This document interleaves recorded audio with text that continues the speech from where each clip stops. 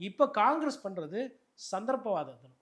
தங்களோட அதாவது அவங்களுக்கு என்ன பயம் வந்துச்சுன்னா, எங்கள் அறிவாலயத்தில் நம்ம போய் பேச்சுவார்த்தை பண்ணும்போது நம்மளுக்கு எங்கே ஒரு 20 சீட்டு 15 சீட்டுன்னு சுருக்கிட்டு போகிறாங்க.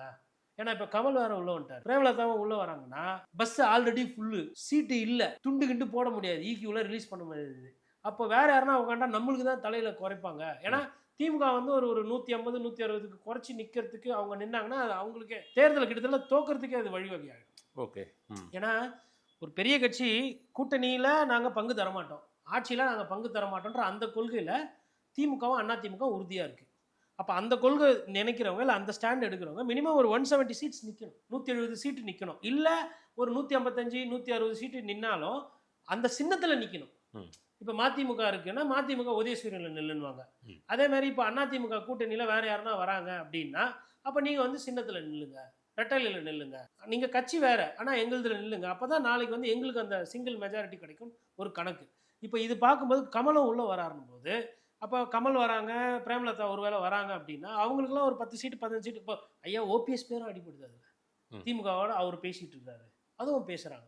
திமுகவோட போனால் பெட்டர்னு கூட இருக்கவங்க சொல்கிறதா தகவல்லாம் வருது. செவி வழி செய்தி எந்த அளவுக்கு உண்மைன்னு தெரில. ஓபிஎஸ் வந்து பிஜேபியோடவும் பேசுகிறாரு, ஸ்டாலின் சாரோடவும் தொடர்பில் இருக்கிறாரு, விஜய் சாரையும் நேசிக்கிறாரு.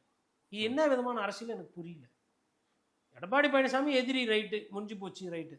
ஒரு நிலைப்பாடு கரெக்டாக எடுக்க மாட்டிங்களா?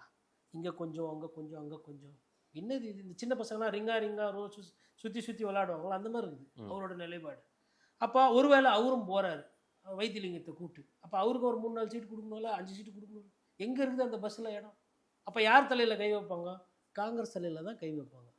அதுக்கு தான் பயந்துக்கிட்டு ஐயோ அம்மா அதப்பாடு இதை வருண் சக்கரவர்த்தி பேசி விட்டார், பிரவீன் சக்கரவர்த்தி இதோ வந்து விட்டார், அந்த சக்கரவர்த்தி இதை சொல்லி விட்டார், இந்த சக்கரவர்த்தி இது. இப்போ உள்ளுக்குள்ளே நீங்கள் மெழுகு வெத்தி தனியாக ஏற்றினா எரிஞ்சு போயிடுவீங்க.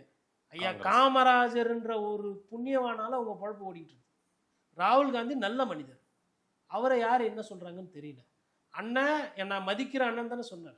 இப்போ நான் என்ன கேட்குறேன்னா, திமுக காங்கிரஸுக்கு இந்த 5 வருஷத்தில் என்ன துரோகம் பண்ணுச்சு? இல்லை எதில் வந்து உங்கள் கூட நிற்கலை, உங்கள் கூட வந்து பிரச்சாரம் பண்ணலையா? ராகுல் காந்தி பிரதமர் வேட்பாளர் முதல்ல சொல்லலையா? உங்களுக்கு அந்த ஒரு நன்றி கடன் வராது? இப்போ கூட்டணி தர்மத்தை பற்றி பேசுகிறீங்க. இன்றைக்கி வந்துட்டு திருமாகு உரைக்குது அதனால் கேட்குறாரு. நீங்கள் வந்து என்ன பண்ணுறீங்க? இது எங்கள் உட்கட்சி பிரச்சனை, இது கூட்டணி பிரச்சனை. உட்கட்சி பிரச்சனைனா அதாவது ஓப்பனாக விஜய் என்ன சொல்கிறாரு? கொலை பழியை தூக்கி திமுக மேலே போடுறாரு. 41 பேர் செத்ததுக்கு காரணம் திமுக தான், சதி இருக்கு, திமுக தீய சக்தின்றாரு. தீய சக்தின்னு சொல்கிறவர் கூட நீ உறவாடுறிய, அப்போ நீ என்ன சக்தி? இதுதானே கேள்வி. இதுதானே திரும்ப கேட்குறாரு.